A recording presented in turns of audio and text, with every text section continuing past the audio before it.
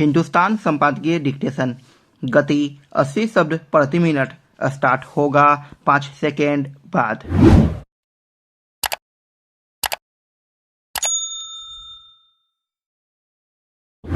Start.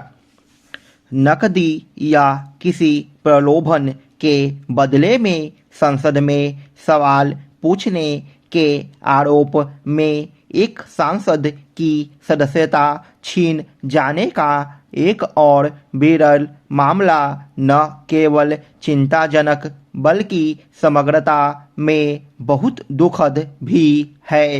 अव्वल तो ऐसे हालात बनने ही नहीं चाहिए, लेकिन अगर बनते भी हैं तो इनका पताछेप तार्किक और पारदर्शी होना चाहिए।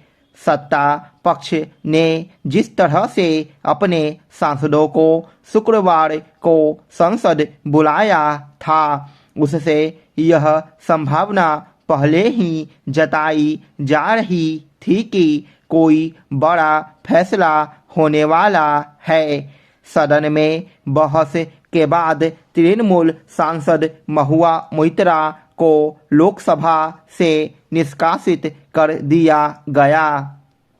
विपक्ष बहस के लिए ज़्यादा समय मांग रहा था।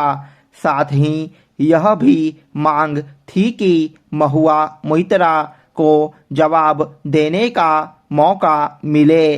खैर, उन्होंने सदन के बाहर ही अपना जवाब पढ़ा, आरोपों से पुरजोर इनकार किया। उनके इनकार के साथ विपक्ष की एकजुटता गौरतलब है।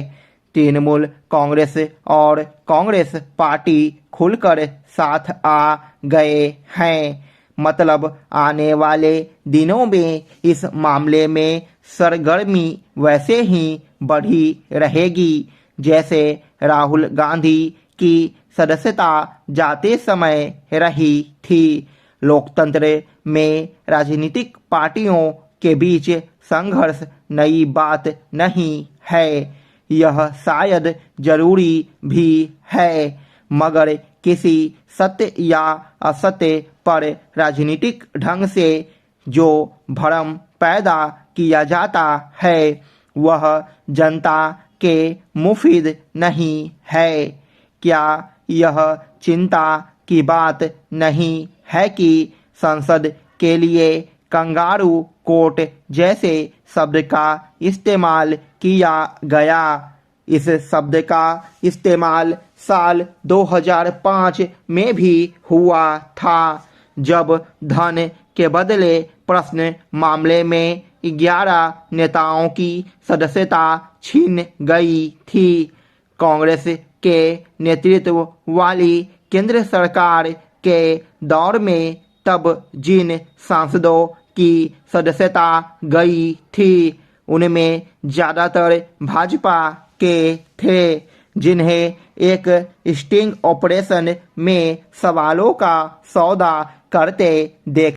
तब सदस्यता जाने के बाद भाजपा के वरिष्ठ नेता लालकृष्ण आडवाणी ने कहा था कि बर्खास्तगी जैसी सजा बहुत ज़्यादा है।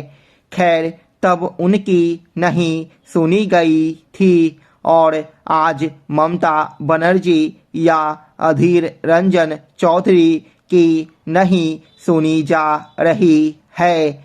भारतीय राजनीति का यह पहलू विचारणीय है कि अच्छी मिसालों पर कम चला जाता है और बुरी मिसालें हमेशा चलन में रहती है। आम लोग यह उम्मीद ही कर सकते हैं कि देश की सर्वोच्च और उच्च पंचायतें अच्छी अकाक्ष्य परंपराओं के साथ चलेगी, ताकि सजा पाने वाला कोई भी सदस्य संसदीय व्यवहार को लेकर किसी प्रकार की शिकायत न कर सके। महुआ मोइत्रा से जुड़े अनेक आरोप या शिकायतें हैं जिनकी चर्चा बार बार होगी, लेकिन जिस प्रकार से एक सांसद का लॉगिन पासवर्ड एक उद्यमी के पास पाया गया, वह निस्संदेह अफसोस की बात है। यह तो और भी चिंताजनक है कि इस संबंध में पहले कोई नियम कायदा ही नहीं था और पता नहीं हमारे कितने माननीय सांसदों का लॉगिन पासवर्ड दुनिया में कितने लोगों के पास मौजूद होगा। ऐसे सांसदों को तो विशेष रूप से गंभीर हो जाना चाहिए, जो अब तक आधुनिक प्रौद्योगिकी के हिसाब से पारंगत नहीं हुए हैं। माननीय सांसदों का पासवर्ड अगर किसी अपराधी के हाथ लग जाए तब पता नहीं वह देश का कितना नुकसान कर जाए, मगर जिस संसद ने अपने एक सदस्य से सदस्यता छीन ली है, उसको अपने सांसदों की तकनीकी कुशलता और गोपनीयता सुरक्षा का भी पूरा प्रबंध करना चाहिए। इसके लिए सबसे जरूरी है कि सत्ता पक्ष और विपक्ष दोनों के सांसदों का विचार व्यवहार नैतिकता के पैमाने पर एक। भारत और पाकिस्तान के बीच अभी ऐसे अनेक प्रश्न उपस्थित हैं जिनका निराकरण होना है।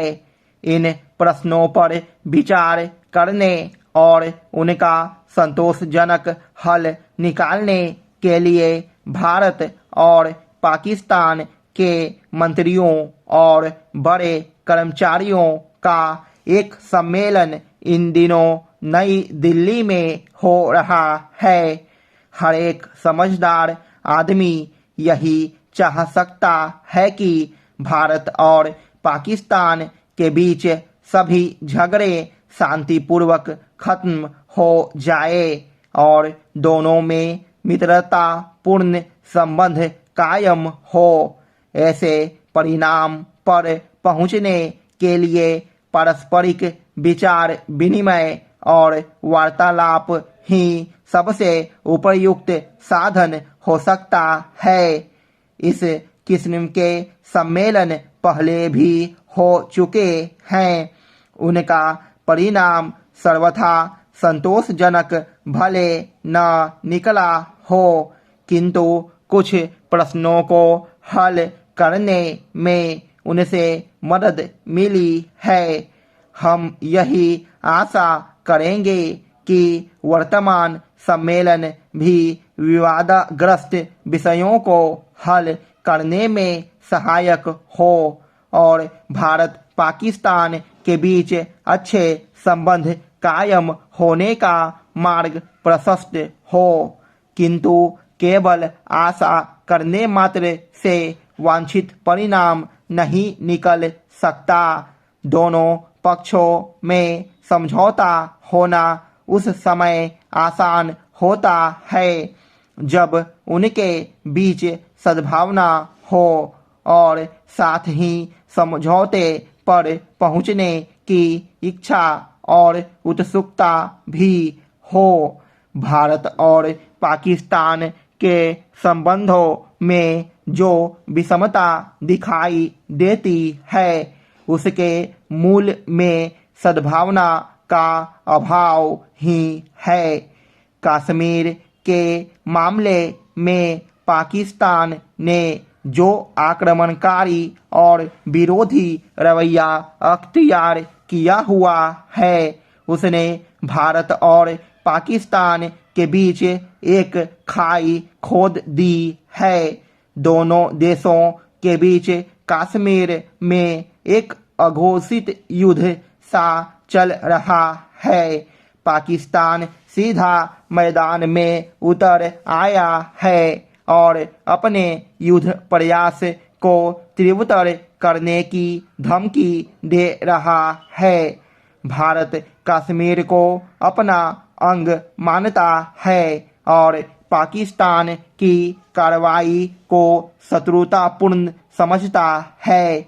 स्थिति इतनी विषम होने के बावजूद भारत ने पाकिस्तान के साथ अपने राजनीतिक संबंध विच्छेद नहीं किए और वह अन्य विवादग्रस्त विषयों पर पाकिस्तान के साथ वार्तालाप चलाता रहता है।